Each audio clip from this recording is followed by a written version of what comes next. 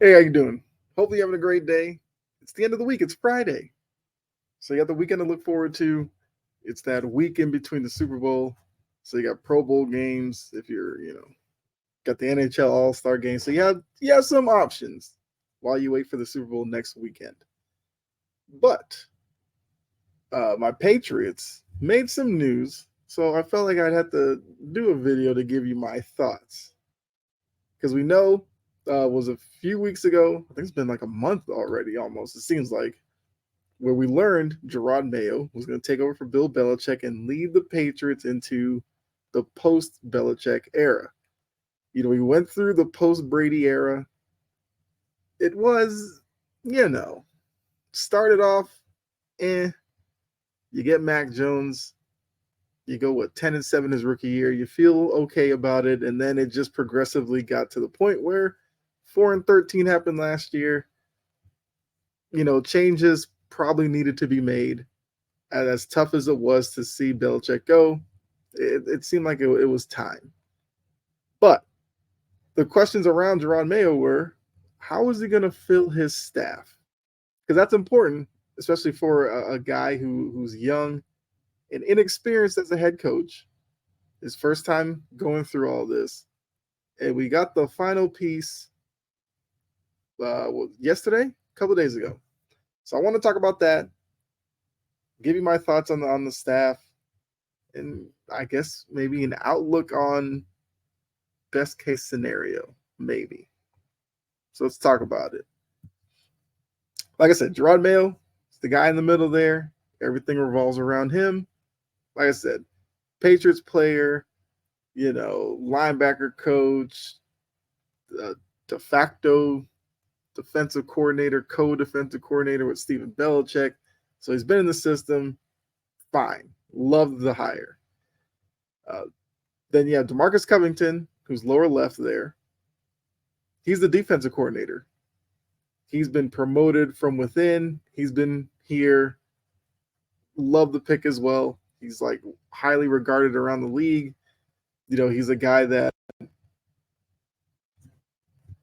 understands what needs to be done defensively. Defensive side of the ball, even with the post Brady era kind of degrading down to where it ended up last season, the defense has always been good. So love the continuity there. Great. So above Covington, you have Alex Van Pelt. Now this one might be the most, I don't know, divisive pick, because I feel like people I was going to say either love it or they hate it. But I don't know if people actually love it. I think people are like, give it a chance, or they're disappointed. I'm actually fine with the pick, because when I first heard it, I was in the camp of wait and see. But then I dug a little bit more into it. Look, as you can see with, Jeremy Springer's the one in the top right, who's a special teams coordinator. Don't really need to talk much about that, because that's just going to be about, I guess, a new voice. Cam McCord had done it for the past couple of seasons, and the special teams was terrible. So the fact that you're just bringing in a different voice from outside the organization, I'm fine with it. Even if he turns out to be a terrible special teams guy, I'm just glad that it's somebody different who's coming in. Maybe there'll be some improvement there. I hope so. But back to Van Pelt. So Van Pelt is 53 years old. The other guys on here are very young, but he brings experience. I think that's the number one factor to why I'm okay with it. Mayo is a defensive leaning guy, so defensively, that's probably where his attention is going to be in the beginning, because that's what he's comfortable with. A lot of the guys that they brought in for interviews were young guys just like Mayo. I feel like some Patriots fans were worried that if you had young, inexperienced defensive coordinator, young, inexperienced defensive minded head coach, then a young, inexperienced offensive coordinator, it could be a recipe for a disaster, because you'd have three guys learning on the job, trying to figure it out together. And I feel like those worries are justifiable. So now, Van Pelt, 53 years old, been around football forever. He's been quarterback coach, running back coach, offensive coordinator. I think he had a stop as a wide receiver coach somewhere. I can't remember, but he just knows the offense side of the ball, especially quarterbacks, which I'll loop around to that point here in a second. And he was a quarterback himself. If you don't know, Alex Van Pelt was a quarterback in Buffalo for, I want to say, 11 seasons in the 90s, early 2000s. Mainly a backup, but he was still around the game. Now, I think the first question is going to be, what will his system look like? Because once again, to chart his path, he started off, well, some of the coaches that he's kind of been under, Mike Holmgren, Zach Taylor, Kevin Stefanski. I mean, not a bad path. But once again, what system is going to run? Because everybody loves McVay, Shanahan. I feel like a lot of Patriots fans saw that a couple of the candidates were coming from the Rams. There were a couple of candidates, I believe, from the Niners staff. So I feel like a lot of fans were excited that one of those would be the offensive coordinator. Although all of them were guys who would have zero experience calling plays, although I think that's a little bit overblown. And they'd be young, inexperienced offensive coordinators. So Van Pelt was in Green Bay with Mike Holmgren. Now, Mike Holmgren got his start, I believe, on Mike Shanahan's staff. So there's your Shanahan tie-in. Of course, the Shanahan that most people refer to today is Kyle Shanahan. But Mike Shanahan is Kyle's dad. That's where, Kyle Shanahan learned a lot. So he's got ties to the Shanahan offense, which once again, I do think is a little overblown because if you hear former players talk, they say most of these systems are basically the same, just the verbiage might be a little different. So I believe Van Pelt's going to come in with a bit of a West Coast offense, I think zone blocking type scheme, I believe, is the bullet points of the Shanahan offense. Okay, that's fine. Patriots fans just wanted the offense to be modernized. So I guess that satisfies that qualification. But I feel like the biggest thing to look to was just the Browns this past year, which is where he was, and he got fired. And from a lot of NFL insiders, it was a surprise firing that supposedly, the owners weren't happy with the progression of Deshaun Watson and put that on Van Pelt. I guess. I mean, Deshaun Watson had injuries that he dealt with. And for a lot of people who watched, there's still some questions about Deshaun Watson's ability coming back from the, the off-field issues and everything like that.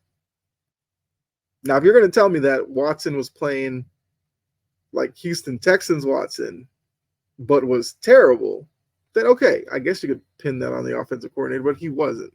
So some of that blame has to go on Watson, but they put it on Van Pelt. Okay.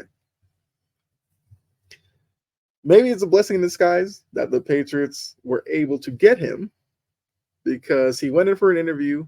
He had a couple other interviews lined up. I believe the Bucks and another team. Might be the Commanders, I think, were ready to talk to him. Patriots got him in the building, didn't let him leave. Love that. That means Mayo really liked whatever Van Pelt, direction for this offense. So that's good. There's a connection.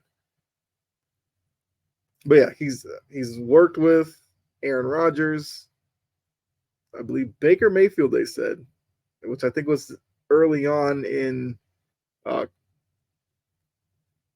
think Baker Mayfield was one of the quarterbacks he's worked with.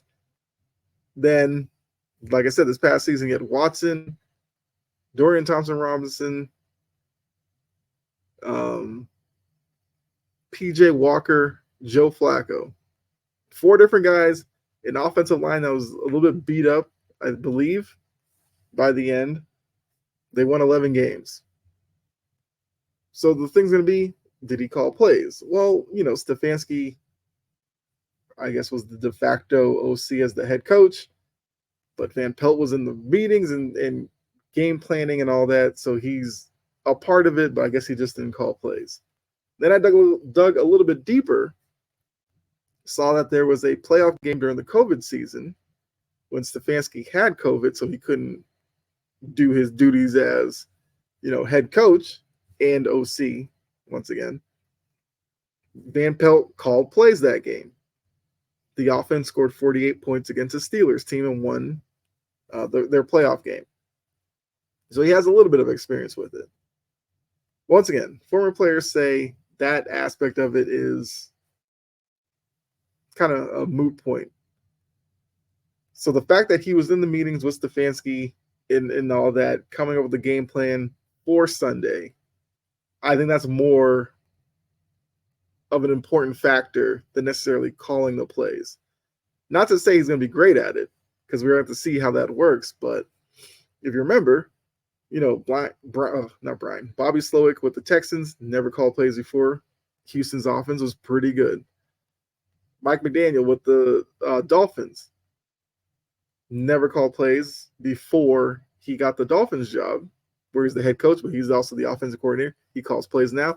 Miami offense is seen as one of the best in the league. So it can be done. So I feel like for that reason, there should be some optimism from Patriots fans. The bottom right is Elliott Wolf, who ties in with Alex Van Pelt because Elliott Wolf was also in Green Bay when Van Pelt was there. So there's a connection there. The GM, the OC have a connection. And like I said, the fact that Van Pelt went in for the interview, Mayo loved what he heard. They didn't let him leave. You got a connection between the OC and the head coach. So Wolf is on here because the GM spot is the last spot that hasn't been officially been named yet. But from everything that I'm seeing, reading about and all that, Elliott Wolf is basically doing the duties of the GM without the title yet. So there could be a moment, in the next few days or something where maybe he gets named GM, we'll see. And he's the son of, is it Ron Wolf, who was the GM in Green Bay all those seasons. So he understands the position, knows what needs to be done. So these are the 5 guys who are kind of the faces of the new era of the New England Patriots. Like I said, Mayo, love. Covington, love. Springer, don't know much about him, but special teams, so I'm fine with it. Van Pelt started off as, I've come around. I'm okay with it. I like the pick because it's got experience. It'll allow Mayo to continue probably in his comfort zone with the defense and allow Van Pelt to kind of do his thing. Now for Van Pelt, we're going to see how he, I guess, configures his offensive staff. Like who's going to be his quarterback's coach, who will be his O-line coach. That's going to be an important hire, O-line coach. Because since Dante Scarnecchia left, the offensive line has been horrific. Some of that's, talent, of course, but I think something's got to be scheme. So if he can bring in an O-line coach that's not Scarnecchia, because Scarnecchia is like the GOAT of O-line coaches, but is competent, we should see an upgrade in the offense just from that. So I guess, I don't know, if you look at Cleveland, once again, his past stop before getting to New England, they were kind of a run-heavy team with a passing game that was kind of middle of the road, which I feel like based off the past couple of years, I'll take that. Now, obviously, to have a dominant running game, you have to have the O-line set because you have Ramondre Stevenson, good young running back. I guess Zeke's probably not going to be back, but we'll have to see because the Patriots do have money. Mayo's told everybody that they're ready to burn some cash. I don't know if they're going to use that on Zeke, especially with the running back position as it is. You can probably draft a couple of guys and be fine. Although, for the 1 year Zeke was in New England, he was very effective as you know, in a running back tandem with Stevenson. Then once Stevenson got hurt later in the year, Zeke as your number one running back was still pretty effective. So now, yes, these guys are going to have to, because we're in the draft process, this now puts attention on the number 3 pick. So with Van Pelt and his background with quarterbacks, you figure that the 3rd pick is going to be a quarterback. And because he's been in different offenses with different wrinkles, that also is important, because out of the 3, assuming the first 3 picks are Caleb Williams, Drake May, Jaden Daniels in some order, you didn't want to get a guy who might be pigeonholed into a certain offense, then matching that guy to one of the 3 when you have the 3rd pick. And what if that quarterback isn't there at 3? Then what do? You kind of find yourself scrambling. So Van Pelt seems like a guy who can kind of mold the philosophy on offense to the talent of the quarterback. Love that. So we'll have to see. The Senior Bowl's going on. It was important to get the OC because I guess you can send him down there to kind of see the players and everything, get a feel for maybe the quarterback that he might be leaning towards. That's going to be important. But yeah, the draft process begins. The staff is in place. So now they can kind of focus on what they're going to do at number 3. I'll do another video about, I guess, what I would like to see them do with the draft. Maybe I'll do a mock draft of my own. We'll see. But yeah, let me know what you think. What do you think about these hires? Like I said, as a staff as a whole, I think it could be a positive for this Patriots team. Of course, you got to get the talent in here to, make these guys' jobs easier. So that's the next step, bring in better talent. But yeah, let me know in the comment section what you think about it. What do you think about the Alex Van Pelt hire? I think that's the one that's been the most talked about. You like it, don't like it, let me know in the comment section. Let's have a conversation down there. But yeah, appreciate you tuning in. Always do. Make sure you like, subscribe, share, follow, all that good stuff. All the socials are up here on the screen. Whichever one you use, make sure you follow me on that one. Greatly appreciate it. So, just got to say, be safe. God bless. I'll see you in the next video. Enjoy your weekend.